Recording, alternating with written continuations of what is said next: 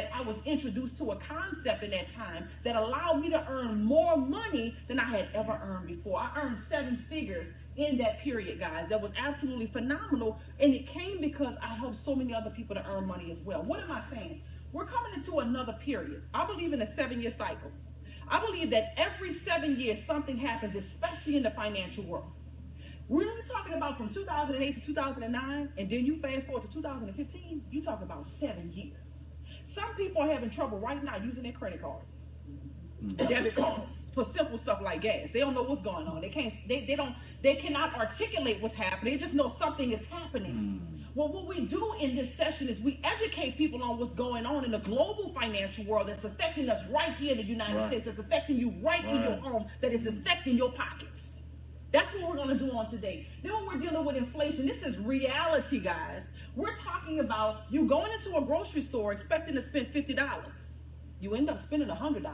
But when you look in your basket, all you have is about $20 worth of groceries. That is a sad reality because most people are trying to figure out why their money is not going as far as it used to go. You remember your grandparents, or even parents for that matter, saying, shoot, $1 used to go so far. I remember when I used to be able to get this with $1. Now you try to give a 5-year-old $1, they're like, $1? Because they know the dollar don't go for it. A 5-year-old looking for a 20. Like, hold on now, wait a minute. $1, they want a 5 at least to be able to get half of what you got when you got that 50 cents. Exactly. So we're talking about right now, we're living in a time of inflation, but we're going into a time of hyperinflation. Now, this is why you're here. Because before we move into the period of hyperinflation, we're saying, listen, we want to make sure that we're doing our part as a community effort in educating the masses of people so that we won't be like most people were back in 2008 and 2009 who never had the opportunity to get information so that they could have made the right choice, okay? Then we're talking about people living from paycheck to paycheck. Guys, do you imagine, could you believe that most people, if they just miss one check, they're in serious trouble. They may not be able to feed their families. Then you're talking about half of Americans are on some type of government assistance. You know, I posted something on my Facebook page recently, and it talked about, it came from Fox. Fox News reported that by 2016, they're expecting for Social Security for disability to be completely ran out. Wow. By 2016, a few months away. This is what they reported. Now, here's what I know. I'm a global ambassador with the United Nations at large. That means that I'm privy to some information that most people may not get. I know this for a fact. If they announced it on the news, then it ain't because they just found out about it. They're just not ready for the masses to know. So what I'm telling you is why you're just not hearing about disability for Social Security, what you have to understand is there's several other government assistance that's on that list that are already being swiped off, that they're preparing for. In fact, they did a test in Louisiana recently. You had a few people that were in the grocery store preparing to get groceries and the baskets was left in the aisles because their food stamp card didn't work. It was a test. You got military assistance already set up right now because they're preparing for the chaos that's going to come forward when these things happen to the masses of the people. You see, here's the sad reality. I'm from New Orleans, Louisiana. You got a lot of people who, I love how Dawn $1 Million Wilson says it. She said, you know, a lot of times we talk about in God we trust. But the reality is, it is in Gov we trust. We believe that our government is not going to leave us hanging. Well, maybe my philosophy is a little bit different because of what I experienced. I went through Hurricane Katrina. And I would have thought that the government was difficult, that was going to take care of us. We had no idea that homeowners and business owners and successful people would be standing in line for food and clothes, that it was our community who was helping us to provide in those times. So what am I saying? This is a community effort to get the word out. If we don't tell the people that are in our community, the people that are around us, the people that look like us, they probably won't know. Because by the time they see it on the media, trust me, it's already too late to do something about it. Okay? So here's what I can tell you. There are people like Sean Diddy Combs, Alan Greenspan, Queen Elizabeth, Robert Kiyosaki, one of my greatest mentors. This is a gentleman that I still look at his YouTube videos to today. In fact, I just recently found some information at home from a couple of the conferences that we went through. This man was so powerful, he believed in dying empty. He believed that while you were here, you needed to serve your gifts in such a way that when you were gone, you left so much here, it's like you still here. So what I'm saying is, guys, these are people that we all know and respect, guys. You even have Donald Trump up there. And if I asked you, what do these people all have in common? For the guests in the room, what would you say?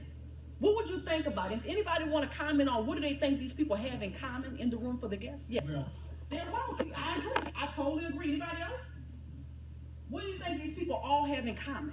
Some people may say real estate. Some people may say business moguls. And guess what? Y'all all will be right. But the reality is they have chosen to protect their wealth by saving it in gold. You think they know something that most people don't know? Well, here's what they do know. They know that the rest of the world is already moving to gold. You got the country China that's buying up more gold than can be mined out of the ground. They are still the #1 gold buyers to today. Why are they buying up so much gold? You got Utah and Arizona that recently passed a bill that says, guess what? You can use gold for goods and services. Now you can exchange it as a medium of exchange. You can use it as money. You got BRICS, which is an alliance between Brazil, Russia, India, China, and South Africa that say, you know what? We're going to depeg ourselves away from the U.S. dollar. The U.S. dollar, it's not backed by anything anymore. It's worth $18 trillion of debt. We don't need the U.S. dollar for me to do. Brazil don't need the U.S. dollar anymore to do a business with Russia. At one point, because we're still the world reserve currency, in order for Brazil to do business with Russia or India or any one of these countries, they have to transfer from their currency to the U.S. dollar. That means that even when we was not in the transaction, we still was in the deal. Right. So that means as Americans, we had so many privileges because we were the world reserve currency. You go into another country with that dollar, they were excited to take that dollar. Anybody traveled abroad recently? I know Dr. Hammerly was recently here. You guys may remember seeing her on Bravo. I think they're still airing right now, a show called Married to Medicine. She's an affiliate with Karatbars International. A few weeks ago, she was here and she was saying that, you know, I went to Paris a few years back, like 5 years ago, and they was excited to take my dollar. I went back 2 years ago and nobody wanted the dollar. Nobody wanted her money. Because it's only us in the United States that have not got the memo as to what the dollar really is right now. Exactly. Okay? So now you have gold ATM machines that are on the city streets in New York, Boca Raton, Florida, Las Vegas, Nevada, coming right here to Buckhead, Atlanta, in a city near you. Now what I would have to say is, why would we need gold on demand unless they were preparing for a financial paradigm shift? Y'all remember the last financial paradigm shift we were in? Y'all remember at one point we used paper dollars for everything? We had paper for everything. There was no plastic. There was no digital money. You can't call up on the phone. You got to mail somebody a check. Because you're not getting those services by shopping online. Because you got to mail some stuff out. All of a sudden, you had ATM machines, these machines that you can actually go to that's going to give you cash when you need it because they transferred you to the plastic system. What I want to know is, did they get anybody permission to do that? Did anybody get like a survey in the mail to see if they were okay with transferring us to that system, or was it just automatically every corner you went to they had an ATM machine? Guys, they don't need your permission. That's why they already got gold ATM machines on the street. That's why they have so many cash for golds that are popping up everywhere, because the system is shifting. You got countries and wealthy that's putting all their money into gold because the system is shifting.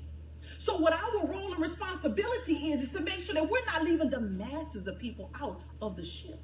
Because how many people know that if you get in on the front end of that shift, you can actually experience a wealth transfer? But if you sit back and wait and watch it happen, you will most definitely experience a recession, because that means things is coming. See, what happens in a wealth transfer or recession is that money is moving quickly. The question is it going to move quickly to you, wealth transfer, or from you, recession? It only means that money is moving quick. It's shifting. We're in a shift. Today you have an opportunity to get at the forefront of the shift. Why? Because really, this is going to be the only solution for the masses. I recognize that when you talk about gold, usually it's a conversation only for the wealthy. In fact, when I got involved, you know, one of the reasons I got involved was because I wanted to have some gold in my safe, like the wealthy people on TV. You see the rich people on the movies? What they got when they open up their safe? They never just have paper in there. They always have these bricks of gold. So why wouldn't I want to be involved in that? Most people think they can't afford it. Next slide, please.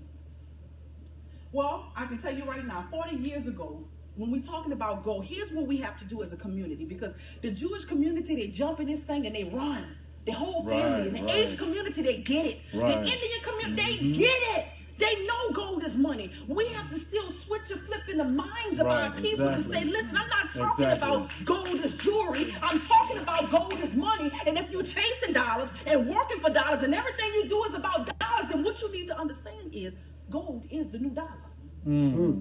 So what we have to do is educate our people to understand that you don't want to be left out of this. So here's a great scenario. 40 years ago, gold would have bought you about 5 loaves of bread. 40 years ago, $1 would have bought you about 4 loaves of bread. Well, what does that mean? That means that a gram of gold and a dollar bill was running neck and neck. That means that when you fast forward to today, a gram of gold will buy you more than it bought you 40 years ago. It'll buy you about 25 loaves of bread. So if you had gold, then you would be looking, you'd have multiplied your money, right? But if you try to get some bread with $1, then all you would get is a few slices. What happened? What happened is gold has maintained its purchasing power. And as you can see, you get more now for it than you did then. Right. The dollar has lost. In fact, the dollar has lost 98% of its purchasing power, while gold has soared 4,300%. Well, if you notice today, and you see we're in a bit of a shift, you see things are not as stable as it needs to be. You see that when you go and use your card, sometimes you don't work, you don't know why. You got people talking about the collapse of this economy and something may happen to the dollar. What are you going to do with that information? Are you numb to it because you don't know what to do? Are you seeking for a solution or a vehicle so that you can be at the right side of this thing? Or you want to just sit back and watch it play out?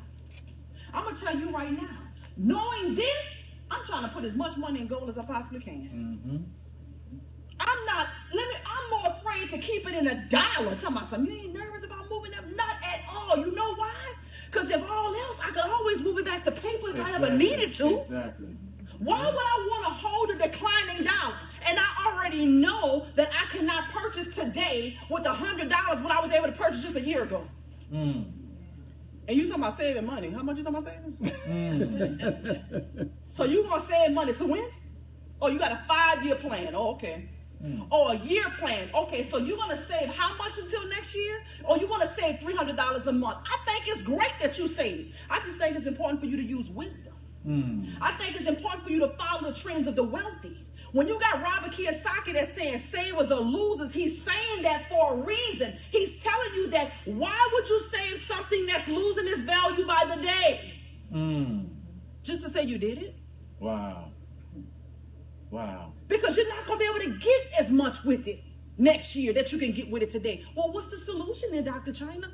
Put your money in gold, because gold works as a hedge of protection against inflation. It does not lose value.